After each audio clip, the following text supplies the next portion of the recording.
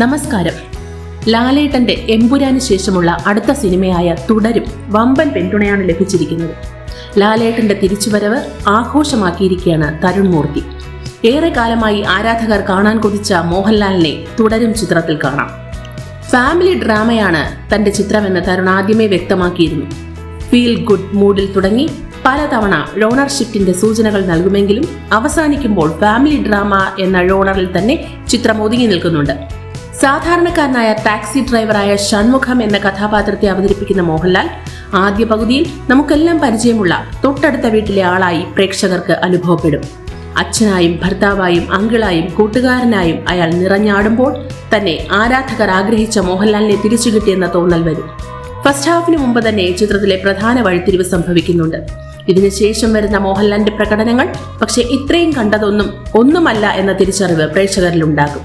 മോഹൻലാൽ അവതരിപ്പിക്കുന്ന ഷൺമുഖം എന്ന കഥാപാത്രം ശോഭന അവതരിപ്പിക്കുന്ന പവിത്രം എന്ന പേരിൽ ഫ്ലോർ മിൽ നടത്തുന്ന ഭാര്യ ലളിത, അവരുടെ 2 മക്കൾ, വീട്ടിലെ വളർത്തുപട്ടികൾ, KL03 L4455 കാറ്, ഇത്രയും അടങ്ങുന്നതാണ് ഷൺമുഖത്തിന്റെ കുടുംബം. ട്രെയിലറിൽ ലളിതയുടെ കഥാപാത്രത്തിന്റെ വാക്കുകൾ ഓർമ്മയില്ലേ? ആ കാറ് കയ്യിൽ കിട്ടിയാൽ അയാൾക്ക് കിളി പോകും. ആ കാറിനോട് അയാൾക്ക് അത്രയും വൈകാരികതയുണ്ട്. ആ വൈകാരികതയ്ക്കും അയാൾക്ക് തന്നെയും ഒരു ഭൂതകാലവുമുണ്ട്. മകന്റെ സുഹൃത്തുക്കൾ കൊണ്ടുപോയ ആ കാറ് ചെറിയ ജോലികൾക്കായി മണിയൻപിള്ള രാജു അവതരിപ്പിക്കുന്ന കഥാപാത്രമായ കുട്ടിച്ചന്റെ വർക്ക്ഷോപ്പിൽ ഏൽപ്പിക്കുന്നു. ഇതിനിടെ ഷൺമുഖം നാട്ടിലില്ലാത്ത സമയത്ത് നടക്കുന്ന സംഭവങ്ങളാണ് മുന്നോട്ടുള്ള കഥയെ നയിക്കുന്നത്. മോഹൻലാലിന്റെ പ്രകടനം തന്നെയാണ് ചിത്രത്തിന്റെ ആദ്യ സവിശേഷത. പക്ഷേ അതിനെല്ലാം അടിത്തറയിടുന്ന തിരക്കഥയാണ് ചിത്രത്തിന്റെ ശക്തി. ടൈറ്റിൽ കാർഡ് മുതൽ തരുൺ മൂർത്തി തന്റെ ബ്രില്യൻസുകൾ ഒളിപ്പിച്ചു വെക്കുന്നു. വൈകാരിക നിമിഷങ്ങൾ അവതരിപ്പിക്കുന്നതിൽ തരുൺ തന്റെ കൈയടക്കം തുടരുമിലും ആവർത്തിക്കുന്നുണ്ട്. എന്നാൽ ചിത്രത്തിന്റെ തിരക്കഥ ആവശ്യപ്പെടുന്നതനുസരിച്ച് അവ ഒരു പടി കൂടെ മുകളിലേക്ക് ഉയരുന്നുമുണ്ട്. ചിത്രത്തിന്റെ മൂഡ് പൂർണ്ണമായും ഉൾക്കൊള്ളുന്നതാണ് ജേക്സ് ബിജോയുടെ സംഗീതം. ഷാജി കുമാറിന്റെ ക്യാമറയും ഷഫീഖ് ബീബിയുടെ കട്ടുകളും വിഷ്ണു ഗോവിന്ദിന്റെ ഓഡിയോഗ്രാഫിയും ചിത്രത്തിൽ പ്രേക്ഷകരെ ആഴ്ന്നിറങ്ങാൻ അനുവദിക്കുന്നു.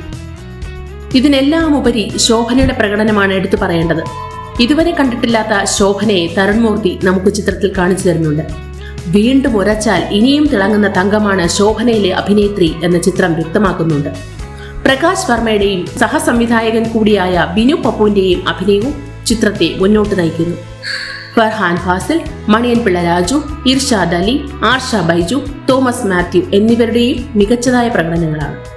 ശ്രീദേവി, ഐ കേരള, തിരുവനന്തപുരം.